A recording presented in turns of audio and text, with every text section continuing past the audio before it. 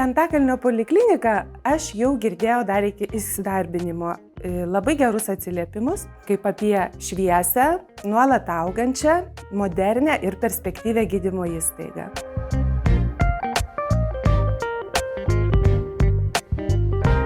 Aš prieš tai dirbau Jungtinėje karalystėje ir Antakalnio polikliniką iš tiesų labai norėjau. Aš 2 kartus savo gyvenimo aprašymą siunčiau. Pasirinkau Antakalnio polikliniką todėl, kad tai yra, manau, ta įstaiga, kuri suteikia visas galimybės jaunam žmogui augti ir tobulėti ir suteikia galimybės įgyti labai vertingos darbo patirties. Tai vyrauja tarpusavio pagarba, betarpiškas bendravimas ir bendradarbiavimas ne tik su kolegom, bet ir su vadovais. Poliklinika pasirinko mane. Sulaukiau skambučio, ar nenorėčiau čia dirbti ir sužinojusi, kad čia yra geras kolektyvas, geros darbo sąlygos, nuostabus direktorius, nusprendžiau pamėginti.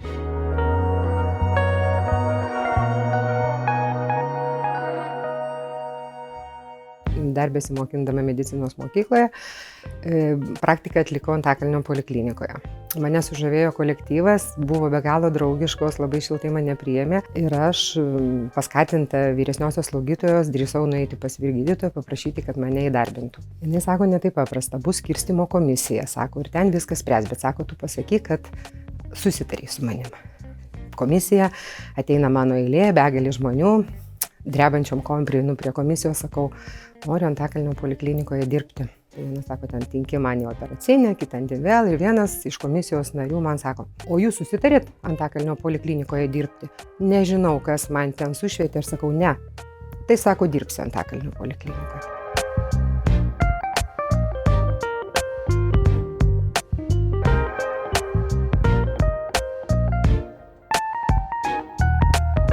Antakalnio poliklinika labai pasikeitė, iš tikrųjų stipriai pasikeitė, nes atėjus tai buvo veidas Antakalnio poliklinikos toks skurdokas palyginus, labai primityvus. Viskas buvo labai, taip sakykime, kompaktiškai ir daug per pacientus nepraeidavo į koridorium, dabar yra gerokai erdviau.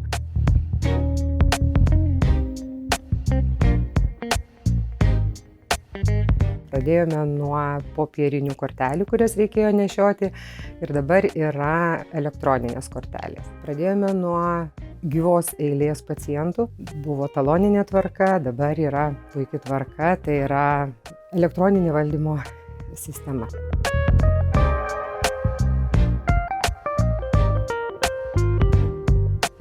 Viskas labai tobulėja, labai augam, viskas labai kompiuterizuotai.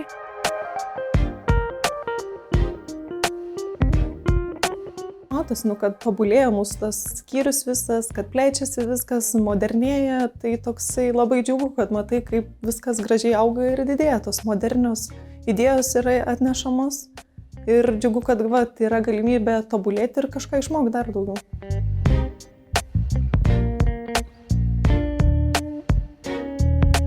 Daug kas keitėsi šioje poliklinikoje, pradedant infrastruktūrą ir žmonių mąstymu. Labai džiaugiuosi, kad kolektyvas jaunėja, atsiranda daug tikrai profesionalių gydytojų.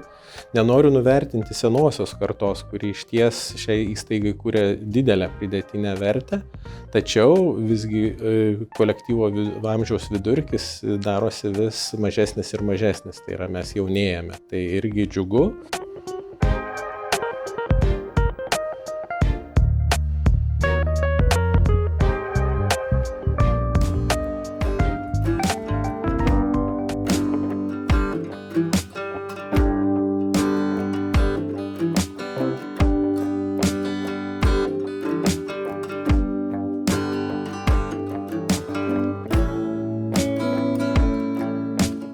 Visos paslaugos šiaip šiuo metu yra atliekamos labai kokybiškai, iš tikrųjų mes labai stengiamės, nes mes esame iš tikrųjų viena labai didelė komanda ir tai labai jaučiasi.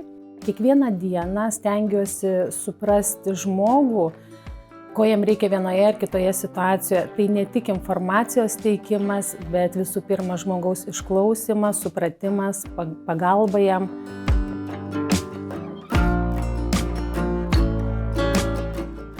kasdienybė, yra darbas, yra bendravimas su žmonėm, yra pagalba ligoniam, pacientam, patarimai. Ir aš manau, kad tas darbas yra pakankamai daug energijos reikalaujantis, pakankamai daug atiduodi žmonėm to savo energijos. Iš tikrųjų, tų pacientų turim labai daug, turim tokių, kuriems nereikia didesnės pagalbos, reikia tik sekimo, kontrolės ir turime tokių, kuriems reikia tikrai didelių ir intervencijų, ir operacijų.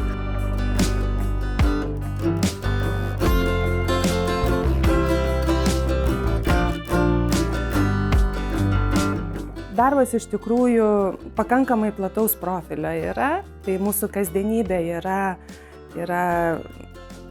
kaulai, yra traumos, yra stuburai, yra sąnariai, yra įvairiausi pakitimai, deformacijos, plaučiai, sinusai.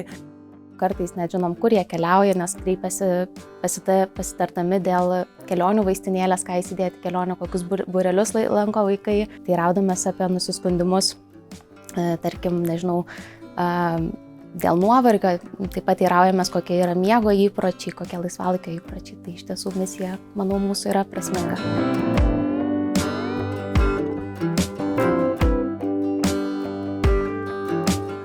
Tai šitas darbas reikalauja daug atsakomybės, tokio susikaupimo, komandinio darbo.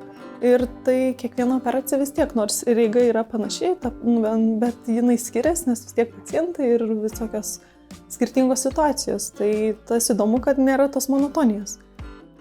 Taip pat reikia surasti bendrą kalbą ir su vaikučiais, kadangi vaikai dažnai bijo baltų chalatų. Tai kažkaip norisi paneigti tą faktą, kad balti chalatai tai yra kažkokia baimė, kad tai yra baisu.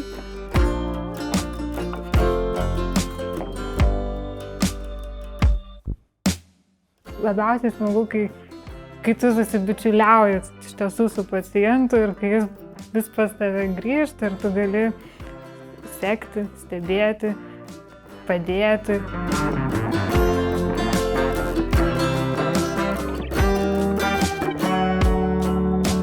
Mano visą laiką patarimas yra tiesiog mylėti žmogų ir pagelbėti jam, nepaisant to, kad jis yra piktas ir nelaimingas. Tai yra turbūt vienintelis dalykas, tiesiog matyti žmogų ir pagelbėti jam, nesvarbu, kokia priežastimi jisai ateina. O ta pagalba, ir jeigu nori pagelbėti žmogui, tu būdų atrasi bet kokį.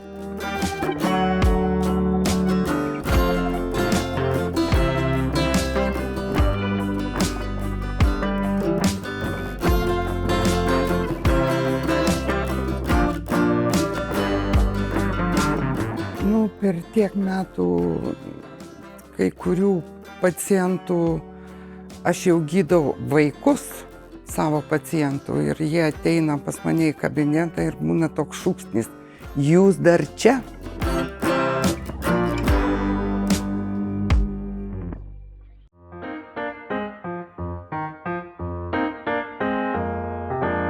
Kaip sakant, prisiminkim, kokia poliklinika buvo prieš 10 metų ir palyginkim su tuo, kas yra dabar. Tai dabar jinai yra moderni, auganti, besiplečianti, tiek patalpom, tiek kolektyvų, skaitmenizuota.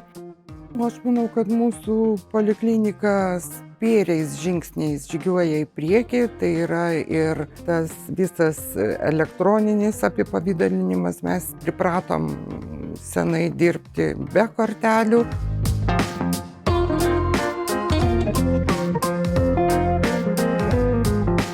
Antakalnio poliklinika be jokios abejonės, manau, kad veiks kaip didelė darni komanda ir su laiku galės pasiūlyti pacientam tik dar kokybiškesnės paslaugos ir inovatyvius gydymo metodus kitose srityse. Norint to kokybiško gydymo rezultato, tai būtina tiksli diagnostika. Ir ateityje aš matau tik tai progresą ir matau drąsius, protingus sprendimus, tobulėjimo galimybės. Labai džiaugiuosi, kad šitoj poliklinikoje įdiegiamos vis naujos programos. Tai buvo įdiegta man jau atėjus dirbti ir širdies ir kraujagyslių didelės rizikos prevencijos programa. Taip pat dabar taikoma širdies nepakankamumo programa. Pacientai gauna vis naujas paslaugas. Poliklinikos ateitį aš matau mūsų jaunuosiuose kolegose. Ir aš stebiu į mūsų skyrių, kiek ateina naujų gydytojų, jaunų, gražių, protingų, komunikabilių. Ir tikrai man atrodo, kad ta visa ateitis būtent ir žmonėse, jaunuose žmonėse yra. Kiekvienos sveikatos priežiūros įstaigos funkcijos pradedamas vykdyti nuo žmogiškų išteklių, ne nuo infrastruktūros, nes infrastruktūra be darbuotojų tai yra tiesiog infrastruktūra.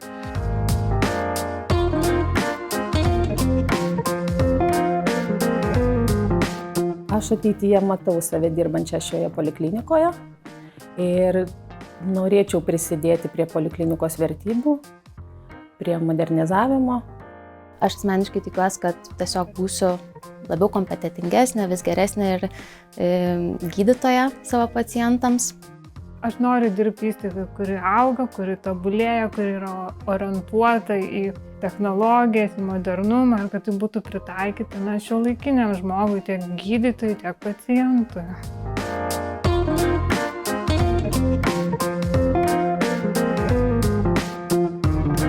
Na ir iš ties būtų įdomu pasižiūrėti filmą po 10 metų, kasgi čia įvyko per tos 10 metų, bet manau tai yra jau kitų kartų žmonių funkcija, aišku, kai kažkurį laikotarpį mes dar būsim aktyvų šio proceso dalyviai, bet dėja po tam tikro laikotarpio bus įdomu pamatyti, kaip visa tai, apie ką dabar galbūt kalbama, šiek tiek svajojama, ar taps realybė, ar tiesiog liks svajonėmis.